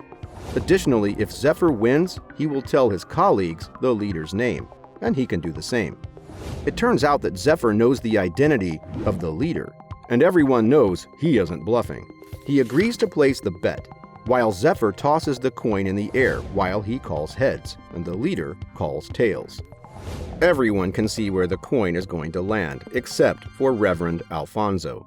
The coin has landed, while Ned wonders why Zephyr left it up to chance. Or maybe he prepared some sort of trick? They understood the reason soon enough, though. In the end, the hand that covers the coin decides the result of the toss, which is a contest of strength with a simple rule. Dragonification duration is over when they find the coin broken in half, announcing a draw. And so, only the building is destroyed and the cult leader is sent back without much harm to everyone else. Zephyr has accurately grasped the cult leader's mentality and knew how to calm him down and make him go back. To think he clashed with the cult leader is big enough. But what about the bet? Well, it's postponed, and they've decided to have another match the next time. This is when Ned and Claudia's conversation is interrupted by the arrival of Zephyr and Lucius. Zephyr tells him that he hasn't been able to find a countermeasure for that skill, as there isn't a precise way to deal with it in the temple. He's wearing an oath ring now as well, which is why he can't reveal the cult leader's identity to them until the second round. Well, it can't be helped, considering the circumstances. He can't even give them hints, but the topic is too dangerous, and he can't tell anyone about this except for the people he trusts. Meanwhile, the cult leader is also wondering if Zephyr has revealed his identity, but is surprised to see that his oath ring hasn't disappeared yet. He expected Zephyr to be completely insane. He goes on to wish the Cayenne Kingdom's princess Altair on her birthday, and is revealed to be her brother, Polaris. Lucius is in bed with his wife, thinking about the cult leader's identity, which might be too powerful to handle. But he doesn't have any choice but to fight and win. On the other hand, Ned's revenge isn't over yet, as he's not going to stop until he has uprooted all the facilitators Aldean spoke of. Plus, he owes Zephyr a debt greater than his life and is going to repay him, no matter how powerful of an opponent he has to fight. Zephyr still can't figure out why the cult leader showed up. Maybe he was just too curious about who took the dragon heart, or maybe there's something he doesn't know. He'll find out what the case is, but first he has to take care of something before departing. He looks at the upgraded silver key, remembering that he has to meet the angel. Maybe he shouldn't keep her waiting for too long. He puts on some clothes and goes to the villa's guest room that is connected to the key, where he finds the angel. The main point of conversation is the addition of rules and rewards, as the gods didn't like Zephyr threatening them with his own life. She expects that this won't happen again. Moreover, if he does it again, then he will be the prey and his hunters will receive the perks that will be taken from him. Well, Zephyr already knew that he can use this trick once, so he doesn't mind the threats. The new rule is for him to carry out the requests of the gods, and in return, he'll get the best perks ever. The next moment, he's about to leave the Temple of Light on horseback with Ned, and it looks like they're going through the back gate. They bid farewell to Lucius and the rest of the priests and nuns. As they leave, Lucius is ready to take on the task of making people believe that he has the dragon's heart to make it easier for Zephyr to do his duty. They close the gates and the temple is blockaded indefinitely. Zephyr is on his mission, while Eurydice and Georgius's spirits watch over him, since they have left their mission to him and their descendant, Altair, who will walk alongside him. Far away at this time, Altair receives a birthday card from her cousin Lucius, who tells her that he has sent her a birthday gift that she always desired. This is when her eyes land on Zephyr outside her window, who has taken down their guards. Zephyr and Ned have arrived at the Lindell Castle, which is the territory that was awarded to Altair when she was 16, along with the Grand Duchess title. He poses as Lucius's envoy in front of the guards to get through the gates, while Ned wonders if Lucius was right and the princess will actually prove to be of help in the dragon raid. This is when they spot the suitors who have come to see the princess, who are fighting amongst each other. Honestly, they look like thugs. It's revealed that Polaris, her brother, is suffering from an illness because of which the right of succession has been handed over to Altair and her husband. This is why she has so many suitors who want to rule as king beside her. Altair, on the other hand, does not want to utter a single word to weak men. This is why countless men have to take up a certain challenge to prove themselves strong, and end up getting a beating. Ophelia, Altair's first knight, is the challenge they have to face, who has called for her next opponent. She is one of the strongest 10 on the continent, and Zephyr thinks she looks younger this time than when he met her before. At this moment, a priest comes to tell Zephyr and Ned to get back in the line. He must have come here in place of a noble to act as his proxy. The priest steps aside after Zephyr tells him that he is an envoy from Lucius and not a suitor. The priest jokes about the princess being Lucius's lover, which doesn't sit well with Zephyr. She's the woman who'd only ever been with him until she died. He calls them over and starts a fight with them. The next instant, he's apologizing to his escort for causing a fight in the queue. However, Altair appears behind them, and Zephyr comes face to face with her. Originally, they weren't supposed to meet for another few years. He greets her, which charms Altair to no end. She asks him to give a detailed explanation of Lucius's letter. Meanwhile, Ned is highly uncomfortable with Ophelia, who keeps staring at him. Altair asks Zephyr what he can do for her, while he thinks that her communion skill hasn't bloomed yet, since she can't read someone's memories at will like Eurydice. It turns out that she has a talent to screen strong people, which includes her ridiculous search for a groom. He decides to show her what he wants to talk about instead, and reveals his dragon heart, which shocks Altair and Ophelia. Altair suggests that Ophelia should have a match with Zephyr, which she obliges happily. It's Zephyr versus Ophelia now, and the fight starts. Zephyr has managed to fight off her sword with amazing hand movements. Her strongest thrusts can't even penetrate his skin in the second bout. And in the third bout, her weapon leaves her hand before she even knows it, and a palm strikes her in the stomach, sending her flying away. Ophelia wonders where he even came from, with such a surprisingly high level of skills. Now, he can come to the point with Altair, asking her if she wants to find a solution for the blue dragon destroying the granary. If things proceed swiftly, and the cult's attention is divided during the dragon raid, he'll present her with the dragon's head within a month. Furthermore, he asks for healers to accompany them on their journey, which shocks her as he doesn't list money in his demands. She asks him about his chances of slaying the dragon, and he places a magic crystal in her hand in response. Eurydice had asked him to deliver it to Altair, and he has kept his promise. Because of this crystal of magic, Altair will immediately become his strongest ally, and be able to tune his dragon heart. Zephyr is happy about their first meeting, and knows that she's bound to find him. Altair thinks he's an interesting man. She also figured out that Eurydice might have been the one who transplanted the dragon's heart into him, and he might become the key to her plans.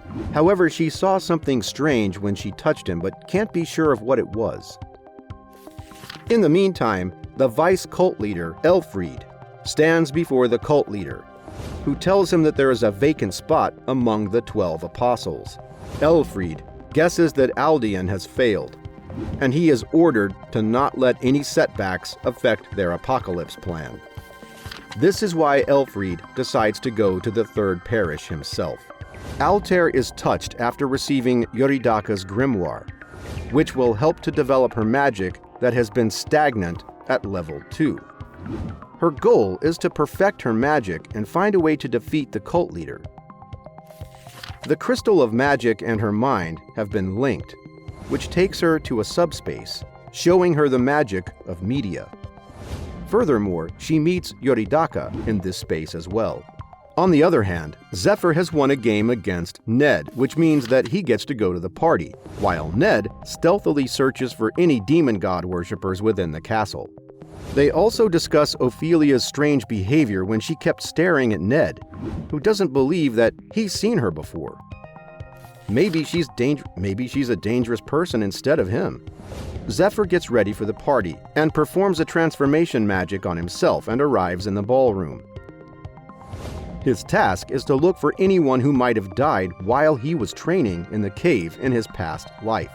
He goes around the room making small talk with everyone until he finds out that they are all interested in the results of Lucius's raid. However, no one knows what actually happened during the raid or with Aldian. Soon, Zephyr finds himself sitting with a strange man who has managed to see through his transfiguration, making him wonder who this guy is. In another part of the castle, Ned has cleaned up the east wing by killing a demon worshipper quietly.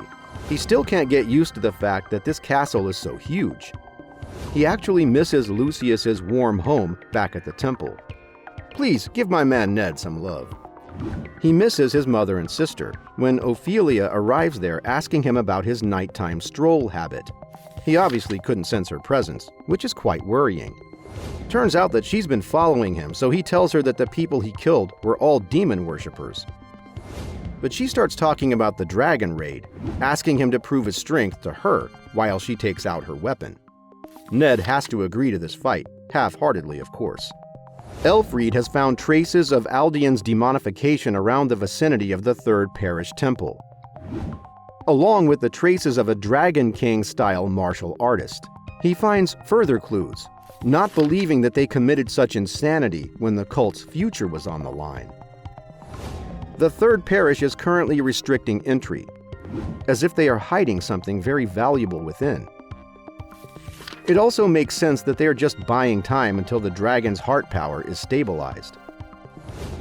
He's guessing whether Lucius received the heart or the eastern one, but for now he has to gather more evidence before the implantation is complete. That is when someone spots the vice cult leader, who starts following him. It turns out that the Eastern One's other disciple is here, who is required to cooperate with Elfried. The fight between Ned and Ophelia is still going on, and it looks like they have had more than 3 bouts. She strikes him and manages to hold her ground, until Ned appears behind her, complimenting her technique. He guesses that she still hasn't shown her true strength, while he also hasn't shown all his cards. It might be better if they just end the fight here. However, she has rightly guessed that his hidden card is the Dragon King-style martial art, which shocks Ned. This is where she starts telling him about her old mission, where she was tailing the vice cult leader, who wasn't an easy opponent, as well as the shadow disciple of the Eastern One, called the Smiling Woman, whom she was preventing from joining the Dragonheart operation. Ned's breathing made it obvious that he knows martial arts, as well as a striking resemblance to the Smiling Woman. It might be that they are related by blood. Well, it might be Ned's sister after all. Ned had gone to Aldian in his strange demonic form when he was being tortured in the temple, who was rambling about sending him to the Eastern One and not trusting Zephyr. He has been ignoring him until now, obviously. But Ophelia has told him that his sister might be alive, who is the Dragon King School's shadow disciple, when Zephyr has told him that he's the disciple. Is he repeating the same foolish mistakes? The party is also over when Zephyr is leaving, while Philip Pilgrim, the same man Zephyr was talking to, is looking at him rather obsessively. He tells his observations to his son, Edwin, who is Altair's comrade. Elise, another comrade of Altair's, believes that they must have him as their talent or break him. On the other hand, Zephyr is thinking about Philip Pilgrim, who's a merchant, and was killed by the smiling woman in his previous life. This will be a bit tricky, as he doesn't know her true appearance, and goes on to meet Ned, who is waiting for him anxiously. Zephyr remembers that Ned can beat him senseless when he's in the mood, when he begins telling him about his little conversation with Ophelia. This is obviously the first time Zephyr is hearing about an older sister from him, but he's even more shocked when Ned reveals that she's the shadow disciple of the Dragon King school. Zephyr remembers that the smiling woman told him about her little brother, and that she has a martial body which is hereditary. He figures that Aldean plotted their family's demise to obtain both of them from the start. Ned wants to believe that his camaraderie was real with Zephyr, since they have faced so many deadly moments together, but he just wants proof that he can trust Zephyr. This is when Zephyr tells him the whole story about their meeting in the past, as well as about the end of the world that he couldn't stop. He also reveals himself to be Ned's disciple. Zephyr tells that Ned had a plan in the past and trained him in the cave, while his desire for revenge increased with time. However, they had no choice but to come out of the cave earlier, where Ned sacrificed himself to save him. It's very hard for the present Ned to believe, but it makes too much sense for him to ignore. Come to think of it, Zephyr does use divine artifacts when he's not even a priest, and knows too much about everything. It just makes sense that he has returned to the past with perks from the gods. Zephyr is apologetic about approaching him with lies, but he needs Ned to fight the demon god again. And most of all, he wants Ned to live this time around. Ned also thanks Zephyr for taking revenge for him in the past life and saving him in this one. He knows he has taken an absurd disciple, but he wouldn't want anyone else. Everything is steeled well with them, and Ned agrees to keep his secret. They go to see Philip's group the next morning, where things progress quickly. Zephyr also figures that Altair's absence is due to the grimoire, which has induced sleep into her.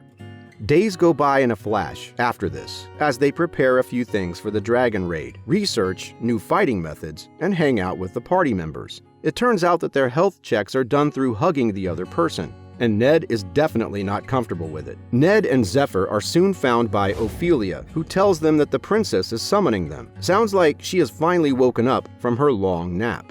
Zephyr runs towards her room, wondering if Yuridaka told her something about him when she went into the grimoire. Inside the grimoire, Yuridaka congratulates Altair for having her media magic reach level 3. Now, she just needs training to raise her level, telling her that none of them have been able to achieve level 8. Yuridaka's fading voice also instructs her to trust Zephyr when the princess finally wakes up. She calls Zephyr right away, and he arrives. He is still wondering how much Yuridaka has told her, and if she can read a person's memory after contacting them, so he offers her his hand. She knows what he means by this gesture, and continues to tell him that he wanted to use her for his plan, but sadly, she can't use the communication skill yet, since it's a level 7 skill. They continue their old conversation where she tells him to come up with a solid plan to kill the blue dragon in the next 3 weeks if he wants to borrow her troops. A few days later, after preparing everything, Lindell's knights and healers set out to kill the blue dragon, with Zephyr having all of his supplies. Altair is also with them, while her maid disguised as her has gone to a tourist destination. Zephyr is also thinking about Lucius and the Dragon Heart, but the first step is the Blue Dragon raid. Additionally, he has decided not to tell Altair that he has regressed because she hasn't learned the communication skill and has forgotten her conversation with Yuridaka. He obviously can't tell her that he was her lover in the last life, since she has just met him, so he has to twist his words a little bit. They soon arrive near the Danakil Plain, which is the continent's largest fertile area, which has been destroyed since the Blue Dragon came, as told by Philip. The dragon is building a nest in the river's water source that flows, spewing its venom. 80% of the farmers have been wiped out since then, and it's a miracle that the rest of them have lasted this long. They reach a relief station where they have to meet up with the soldiers sent by Lord Danakil, but find one of them dead on the priest's table with purple skin. Zephyr decides to make it the first-class confidential area and reveals his own extremely poisonous needle to respond to the dragon's venom. Zephyr is trying to heal the knight with his own poison, and the priest is helping him out in the process. Can he actually heal the dragon's venom when no healer has ever been successful? This is when Altair senses someone's arrival, and it's Captain Regulus Danakil who has reached. He doesn't look too happy with them for beginning the dragon raid right away, as he doesn't believe that the current situation is fitting to start the raid.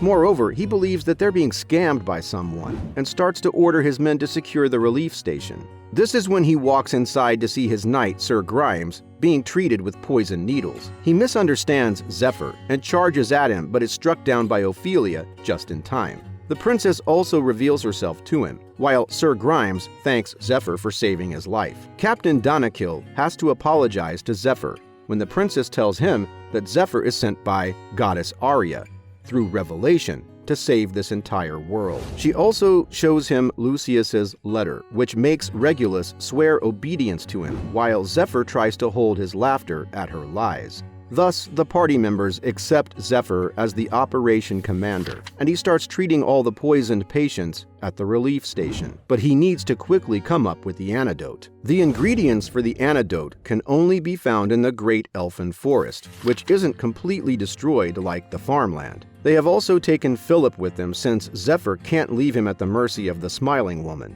Their destination is the remote village outside the forest, which acts as the frontline base of operations. In this moment, Zephyr has something he wants to confirm from Altair. Altair confirms that she can't see any signs of ambush or stealth skills in the area, so he can relax until they reach the village. However, Zephyr knows that even though this place is surprisingly beautiful, it is a forest of evil that devours humans. He instructs Ned to protect Philip, as an ambush might come at any time. They reach the door of the forest, which is a device made to restrict outsiders' entry. However, it's supposed to be much deeper in the forest, and they haven't even reached the village yet. Zephyr prepares to fight the resident of the forest who doesn't want to have any conversations after looking at the armed soldiers. Furthermore, the residents also reveal how they were betrayed and massacred by Altair's brother, so they vow to give her death instead of a conversation here. Zephyr saves Altair from being injured in the chaos, which makes the gatekeeper elves really annoyed at them. Zephyr also knows that these elves are no match for him, telling them to open the door using dragon tongue. He moves forward and grabs an elf, threatening to kill her, but stops after having a look at her. But he has been waiting for the divine archer, Dariel, who was one of the strongest 10 of the continent as well. His wish is granted when Dariel stands in front of him with his bow and arrow, promising to finish him off with just one arrow. No one knows where the arrow has come from, while Zephyr stands prepared to fight in the middle of the forest. Dariel is also surprised to find that Zephyr has dodged the arrow, but figures that he won't last long since his arm is injured. Dariel shoots again with the Crimson Meteor skill, which makes Zephyr smile as the arrow is too fast to stop or dodge.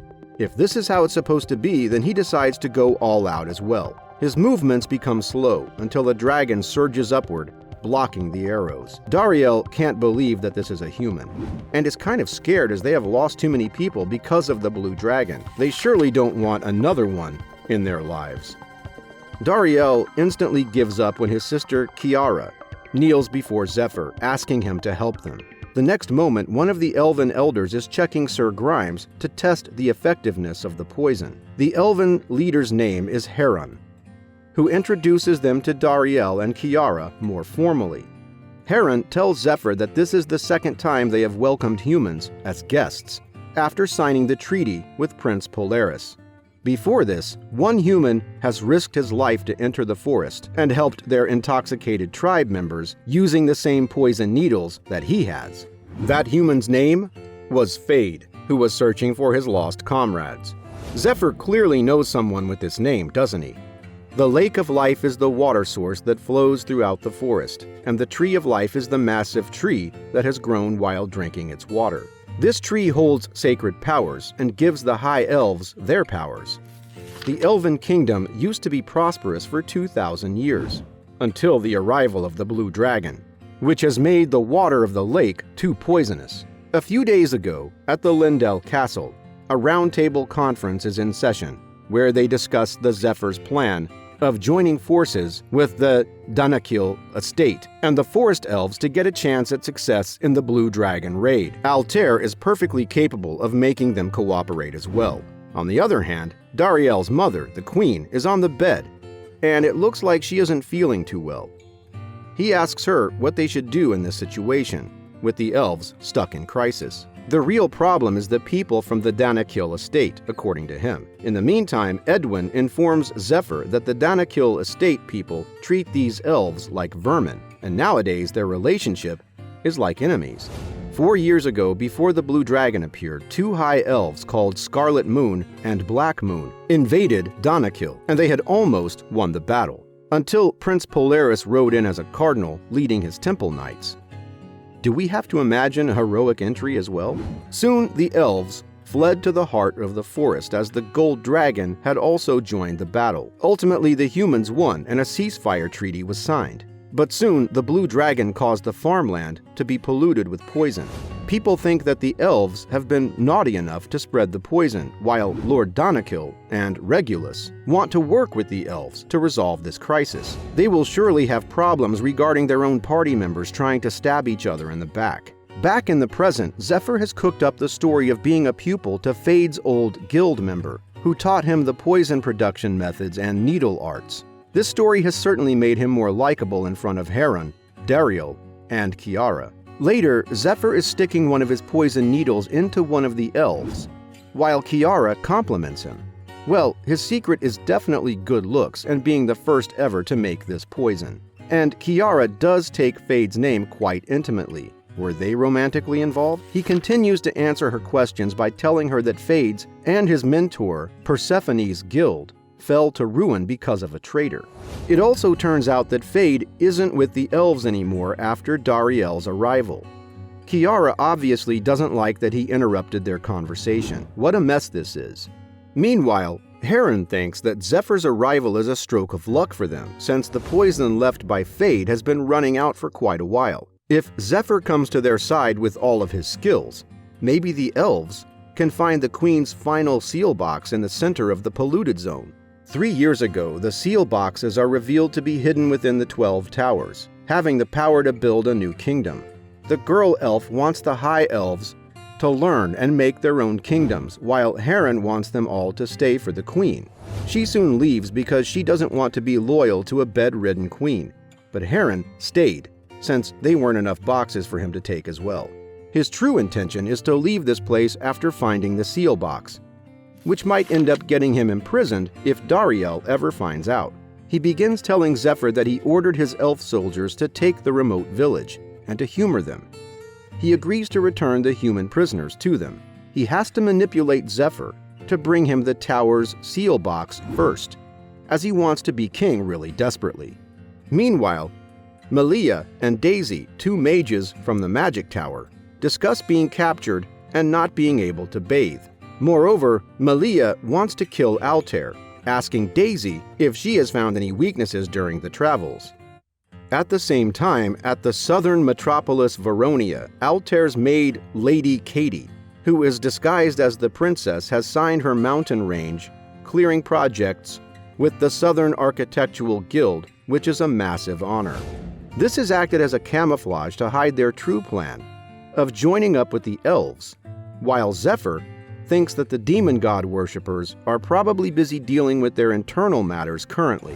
Simultaneously, Kiara is showing Ned and the others the magic flora plant which the elves have created for convenience, which are not malfunctioning due to the poison making the plant a monster factory. Their only condition is to protect the village from these monsters, as they can't afford to move back to any other village. Dariel is also worried about his mother, whose poison is worse than anyone else's. Zephyr agrees to eradicate the monsters while gathering some magic stones and production material in the process. They fulfill their promise when Ned and his buddies charge at the flora plant, set the monsters on fire, and eradicate the flower from its root. Soon, Dariel is expressing his gratitude to Zephyr for helping them out, but refuses to give him a branch from the Tree of Life and the Water of Life, since they protect their village from contamination. Of course, Zephyr's not going to listen to these excuses and tells him that he should get his priorities straight if he wants to save his mother, restore the lake and tree, and slay the blue dragon. He's even offering to slay the dragon himself. What more do the elves even want? Does he want Zephyr to introduce him to a girlfriend? Zephyr and Dariel don't seem to be agreeing on a common ground, and since they don't have time, Dariel suggests they should let their skills do the talking. Dariel looses an arrow at him, which doesn't penetrate his skin, which makes him think that he can't fight the real dragon at all. Zephyr obviously doesn't hold back, telling Dariel that he's weak because his items are trash. Furthermore, Zephyr agrees to make him some new equipment since the best materials are already present, so he should save his tears for later. Starting out, Kiara is crying that Dariel's bow is broken as it's considered a heroic grade, plus it's really expensive. Elise confirms that the bow is indeed the heroic level and costs about 50,000 gold, which Dariel considers rather cheap. This elf is unexpectedly insane. Dariel knows that he has no choice but to move forward, and honestly, he's a little excited for the new weapon he's going to get. Maybe he's going to make him a weapon from the Tree of Life itself. But how? Soon, at the Grand Council of the Elves, Dariel and Kiara gift Zephyr the branch from the Tree of Life and water from the lake. Zephyr can't help but admire the beautiful water, which is the last of the lake that the elves have. Of course, if the raid is successful, then they will have a lot more of it. Zephyr drinks the water in one gulp, after which he's overflowing with vitality. He didn't expect to be this strong. Zephyr starts focusing on the upcoming raid, which has tougher conditions than the tomb raid they did. At the heart of the forest sits the blue dragon, surrounded by poisonous land. This is not a battle that can be handled with a human body. Thus, Zephyr needs to raise the duration and level of dragonification by using the Water of Life. They don't have a lot of time to waste on it, so Altair uses the Morai magic, pumping all the ingredients into the dragon heart. Elise is ready to keep healing him as well, while the dragon's heart average output keeps increasing until it starts going down again. Ned comes in to support his fellow Dragon King-style master, until Zephyr successfully transforms into his second form of dragonification. His total dragon heart output is 10.1%. Without wasting any more time, he rips out his scales, which he will use to make Dariel's weapon. They have to choose the supplementary material for the metal carefully, where the blacksmith Noel's part is important, who gives them clear gold, the greatest mana alloy ever. They now have clear gold, dragon scales, blood rubies from Yuridaka's tomb, and arrow shafts from the moon tree. Zephyr begins making the weapon, shouting orders using his dragon tongue. Finally, he's successful at making the black dragon longbow, which looks truly magical. 2 weeks are left until the raid, and all humans and elves are preparing by training. The training instructor is of course Ned, who doesn't look too happy about this honor. The hunting continues every single day, and they have accumulated a crazy amount of the magic stones, which disappeared in an instant, as they had to be used for everything. Altair prepares to take a team of mages to create magic circles at different points by using the stones. Plus, the stones are also used to produce mysterious items by the blacksmith. As for Zephyr, his current average dragon output is 10.5%. The power of the dragon heart increases the more you use it, so he has to raise it as much as possible. His ideal goal is to reach 19% output and retain his dragon form for 28 minutes. They surely stand a chance against the blue dragon if he can manage this. He keeps using the power again, wanting to surpass everything. The night before the raid arrives, Zephyr and Altair excuse themselves to go to sleep. Altair is walking alone, thinking about how far she has come to this moment, when no one was ready to help her a year back. However, everything started to go smoothly because of Zephyr, so she arrives at his room and plants a kiss of darkness on him, taking him under mind control. She believes that he has an ulterior motive behind this raid, since nothing in this world is free. She starts off by asking him who has sent him. Zephyr tells her that he is here on his own accord for her, which she believes is not a lie as her magic is in effect.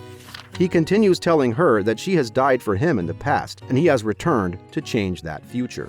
However, she thinks that he is screwing with her and uses a dark hand to make him confess. However, Zephyr has been waiting for her to use this skill on him, so he can tell her the whole truth. He pulls her closer and kisses her after such a long time. Meanwhile, Malia is complaining about being Altair's puppet, as obeying her pisses Malia off all the time.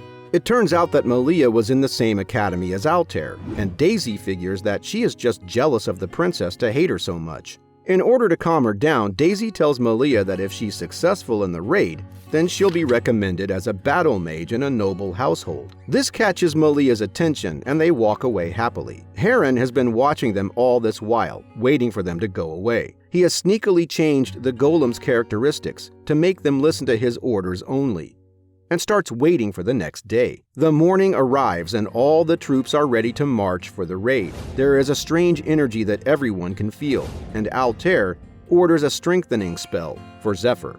Last night, Zephyr had promised Altair that he would defeat all of her enemies and offer her the throne, asking her to accept him as her king in the end. In the present, Zephyr takes his dragon form again, ordering to commence the Blue Dragon raid. The total party members are 225, who are divided into the Dealer Rear Squad, the Support Rear Squad, and the Guardian Rear Squad. Only one person is the Vanguard Squad, and guess who that is? Of course, our boy Zephyr. This composition of the squads is a ridiculous idea, but it has the best chance of success since the closer one gets to the Blue Dragon, the thicker the poison fog gets. Plus, Zephyr is the only one who has poison resistance in his dragon form, being the only one who can fight in the lake.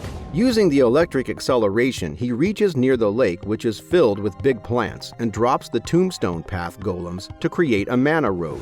It is also revealed that Daisy has made huge video relay golems called Cyclops, which work like drones and give them video footage of everything around them. They use the Cyclops to monitor Zephyr, who has reached the Tree of Life and the Blue Dragon beside it. Kiara can't believe that the Blue Dragon is so quiet right now, when it used to start growling 3 years back. Zephyr also moves closer, glad that the dragon has not yet realized his existence yet. He has 26 minutes left now, so he activates the Black Dragon Chain. He has already figured it out that the Blue Dragon is infested with poison and is dying, which is why he's laying there in the middle of the lake. He binds his jaws tightly, making the dragon extremely furious. Zephyr proceeded to drag the Blue Dragon out of the lake so the poison can spread in its body, making it more vulnerable. Even though the dragon is supposedly weakened, Zephyr thinks that it's still too strong, so he plans to stay closer to its insides and deal damage. However, the dragon prepares to breathe its blue flame and chew up its enemy that is clutched between the claws, when it realizes that he has disappeared. Looks like Zephyr has used the silvery key to avoid the dragon's breath, but lands back inside to injure the dragon. Zephyr decides to use his dragon breath right into its mouth, which makes its breath pocket explode, making it impossible for the dragon to use its flame for the next 10 minutes. This is when he gives the signal, and the arrows are immediately dipped into extreme venom, and Dariel strikes the Blue Dragon. Everyone starts celebrating early, while Dariel believes that he will soon find his life's mission, since fighting the Blue Dragon is just a stepping stone for him. Thanks to Dariel's arrows piercing the Blue Dragon's scales, it starts to show weakness. However, Zephyr is still unable to locate its fatal weakness.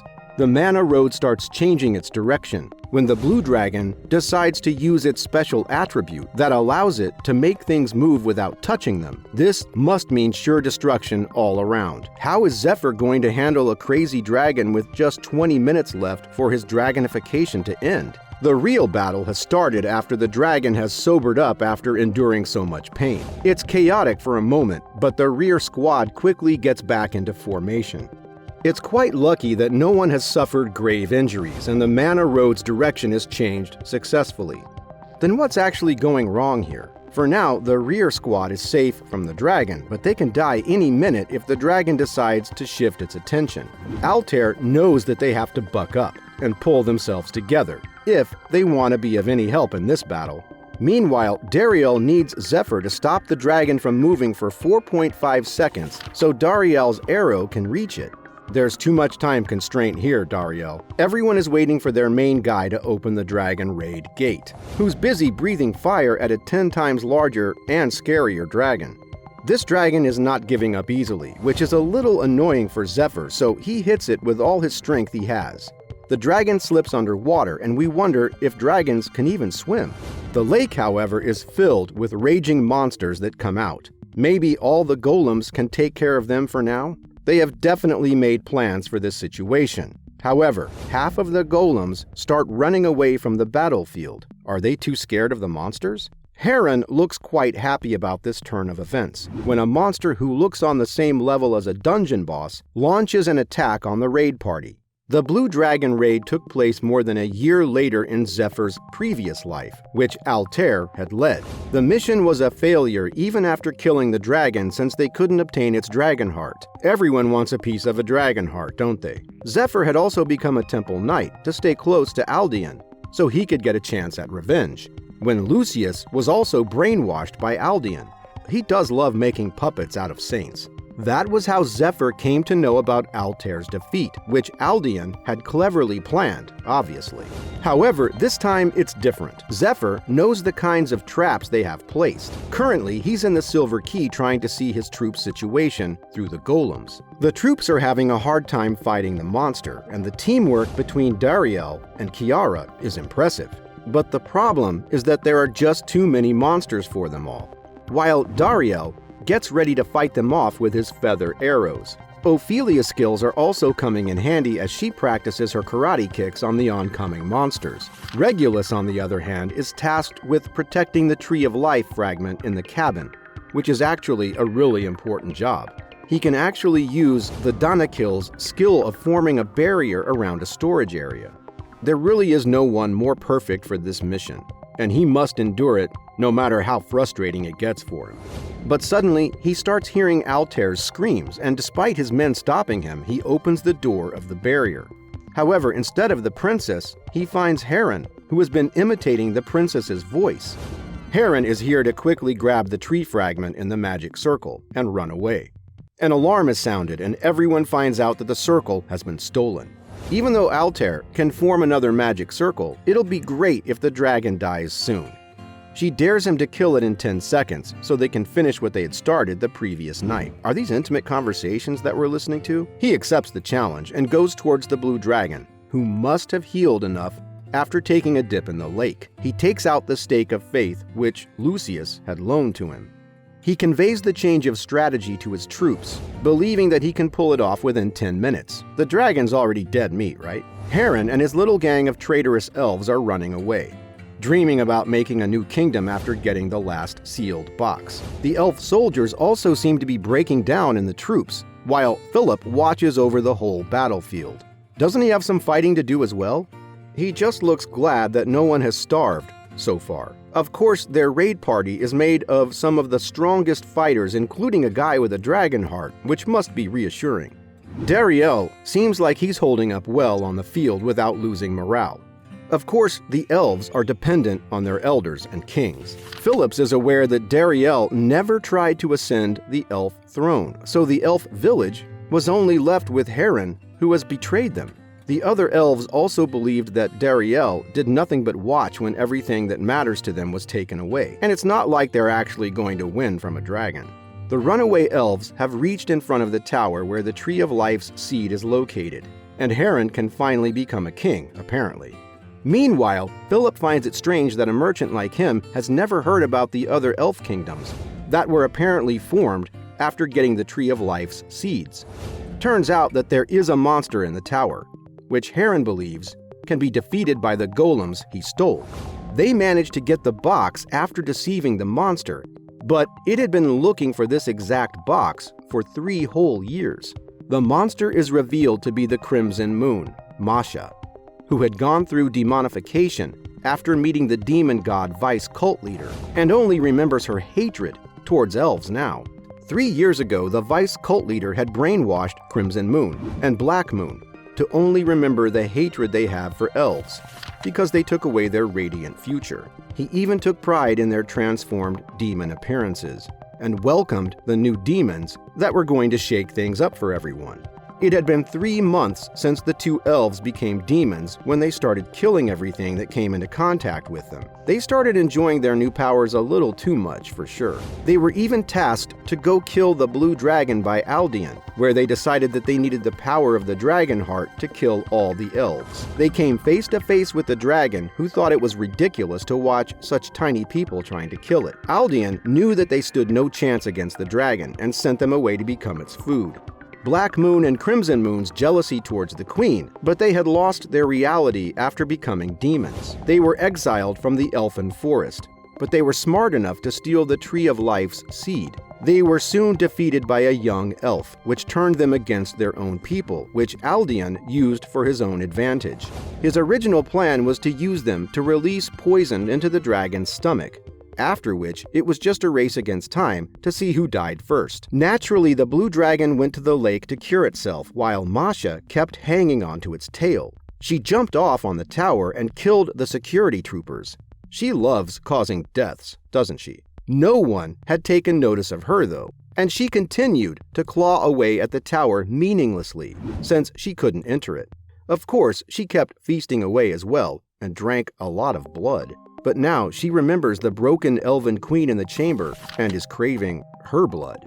Will the party be able to defeat the blue dragon? Is Zephyr going to be successful at fulfilling the 10-minute challenge? How is the demon god's cult going to react after hearing about this raid? We can't wait to find out more in the next chapters.